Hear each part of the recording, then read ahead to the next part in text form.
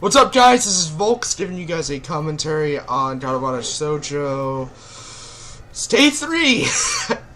You know, honestly, I actually wasn't expecting to get past day 2. But I figured, hell, you know, I might as well. I made a commitment, and I'm going to see it through. It's sort of like marriage, only worse. Alright, so when we left off, we were being invited to play Risk, and these two girls, a psychopath and a mute, were taking me to play Risk. If you can see me right now, I put quotations next to Risk. Yes. ... That's right, we're just gonna play a game of Risk, remember? I don't know, Misha, this all seems a little sinister to me. I start thinking that when we sit down to play the game, they'll tie me down and torture me until I agree to play the student council. Well, that's highly unlikely, but still, for some reason, it just seems like it would be so plausible. Well, I mean, like, she is a psychopath, so it's possible. Getting into the student council room is simple as turning 2 corners from where we started. What? That's it? This makes you guys being so on top of me seem a little silly. Ah! On top. Ah, that's a sex joke. ... That's not true, Hichan. Suchan. Suchan! Dr. Suchan. I don't know why that's funny. It's not really funny because if you haven't played Bioshock, you don't know who Suchan is. Yeah, about this game. Yeah, so right now, to give you a perspective of what time it is, it's actually 3:39. I actually got a little late in the day because I had to do some driving stuff, and so I had to delay this. So now we're here, we're gonna learn. So that's not true. Yeah, already. Suchan says that when their life is threatened, people have shown the capability to pull off superhuman bursts of speed. What? Life is threatened? It's hands.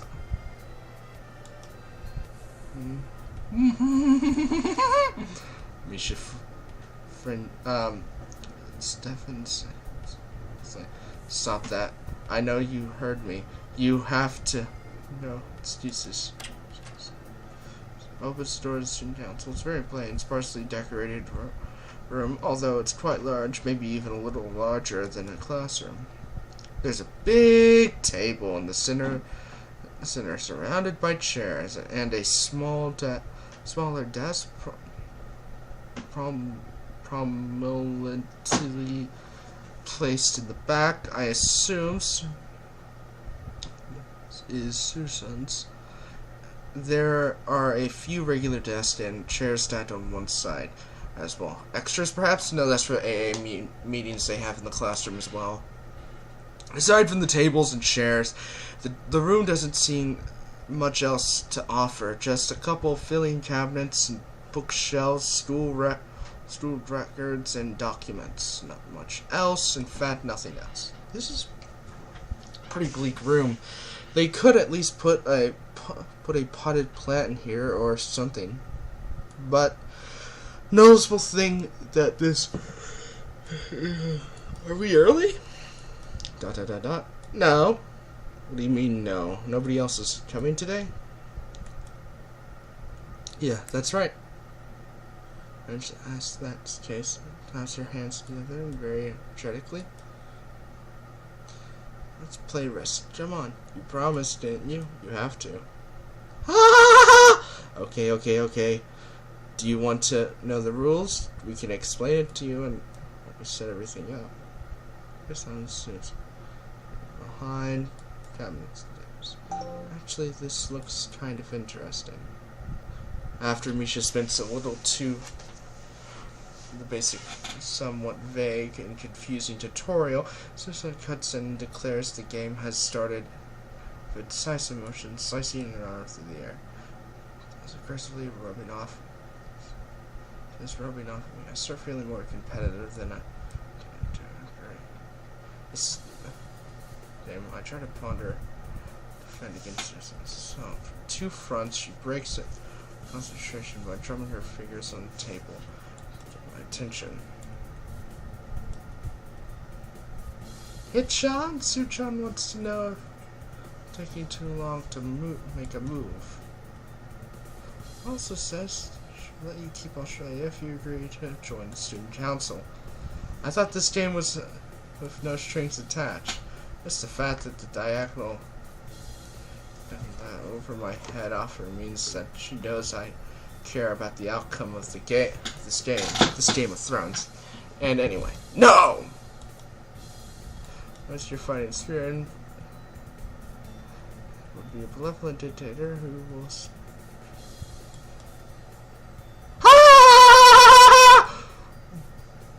That's right.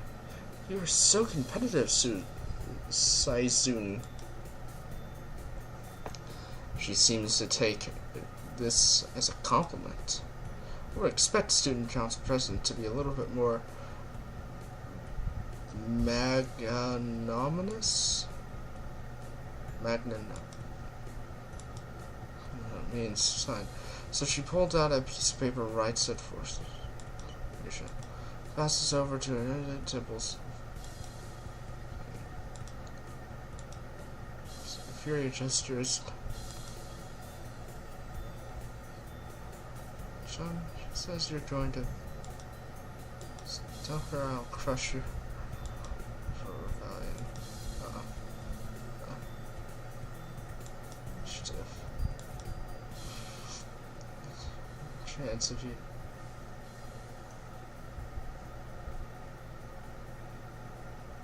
Smarter to play defensive here.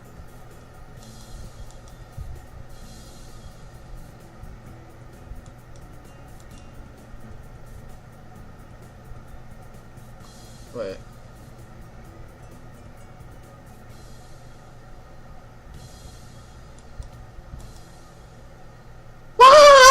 It's-chan, you lost! You lost! When you allowed me to take North America. Oh. It's not me. She's been passed. Bonus, you can attack.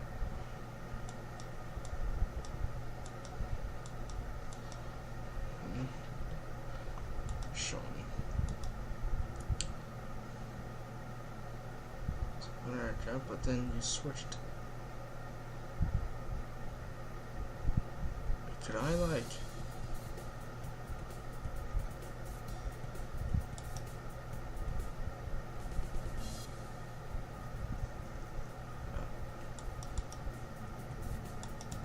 Oh, I have to stick with that decision. That's bullshit. Whatever.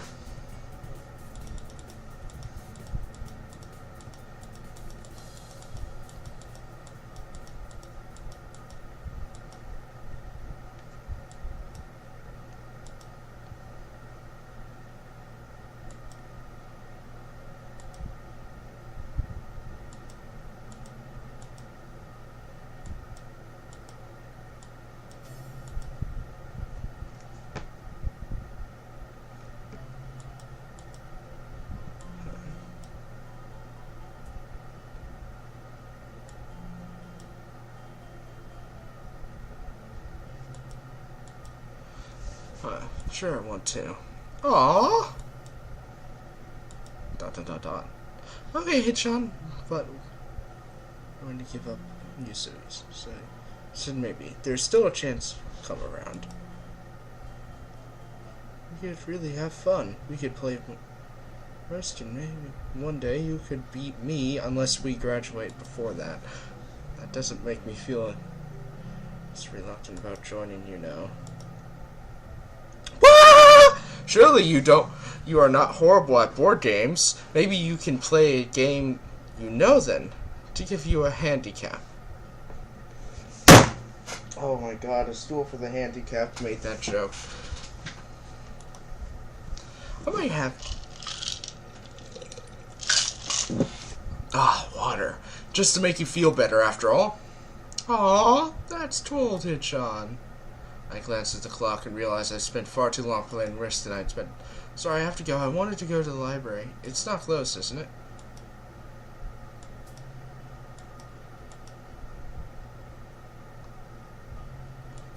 It's absent. No. The library is open. It's the second floor. You can't miss it. Do you want us to... where it is? Oh, thanks. Okay, see you tomorrow.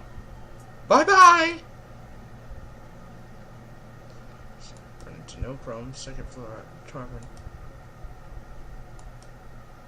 The library's whereabouts are not easily determined, as one would think. Classrooms are marked with signs stating which class they belong to, but then there's a plethora of other unmarked rooms. Is this the library?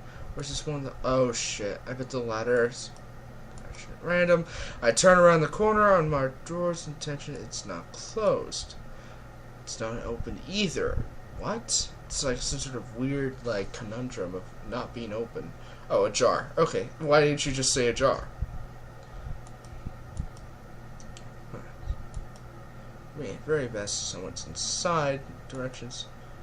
Potentially push the arm, ready to pull back at a moment's notice. Feel like being an outsider to a school that's shaking my mind. Says, blah. Open the door. Creak! Creaks open as I groan from a deep sleep. Though it's much easier to open than I anticipated. Leaning over, I put my head inside and close my lips. Oh shit. This is not what I expected. Honestly, I mindlessly let the door open to taking inside the solitary figure in center state. Room. Situation steals my voice, leaving me standing at the doorway staring at the beautiful girl. Eventually taking her time to assess the situation, the girl gently puts her head down. Hello there. Hello there. May I help you? Staring directly in front of herself, her movement of her lips to break the silence rather than words. However, it's the soft, measured voice that reminds me of separate... she's the tallest girl I ever laid eyes on, but she's among the foreigners I met with striking descent. So I'm kind of lost. Care to take a seat? Unexpected, considering I am intruding upon her. Thanks. I slowly step forward. Let's see, the girl resting her teacup and saucer on the wooden table beneath. Oh fuck, is she British? Kinjai. She must be half Japanese. As I take my seat, her composure takes me slightly off guard. Her air of relaxed confidence makes me silence. Oh, sorry, my co-writer just texted me. Silence entirely uncomfortable. Oh shit, well, I'm over time. Alright, hope you enjoyed this video. Comment, rate, subscribe. Fox is out.